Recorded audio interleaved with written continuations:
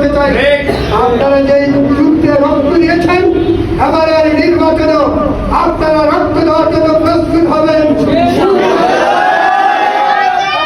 Vote চুরি করে নিতে না পারে, আমরা বিশ্বাস করি যদি তারা ভোট চুরি করতে না পারে কোন রকমে তারা নির্বাচিত হতে পারবে না। কি চিন্তা করতে পারে না? তারাই সবার আগে বলা উচিত ছিল জেলায় সনদের স্বীকৃতি সাংবিধানিকভাবে সংবিধানে সংশোধন করা হোক, কিন্তু তারাই আর বিরোধিতা করে। এখন তারা পক্ষেও করে না, বিপক্ষেও করে। কিন্তু আপনাদের প্রতি আহ্বান, যে দলের ভোটটা থেকে জুলাই সনদের পক্ষে হা ভোটে অবশ্যই ভোট দিতে হবে, মানুষকে উদ্বুদ্ধ করতে হবে। দল মাঝে মাঝে 22 তারিখের পরে প্রতিটি ঘরে ঘরে প্রতিটি মানুষের কাছে বলতে হবে হা ভোট দিতে হবে, পাল্লায় ভোট দিতে হবে। যদি আপনারা আপনাদের মর্যাদাকে সমুন্নত রাখতে চান, রাজি আছি তো? 5 আগস্টের পরে উপজেলা প্রশাসনে একটা জুলাই যোদ্ধাদের প্রোগ্রাম হয়েছিল।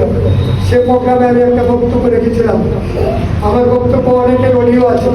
আমি বলেছিলাম আমার খুব সন্দিহান হয় যে 75-এর বিপ্লবে এদেশের মানুষ যারা বিপ্লব করেছিল তাদেরকে মূল্যায়ন করে না।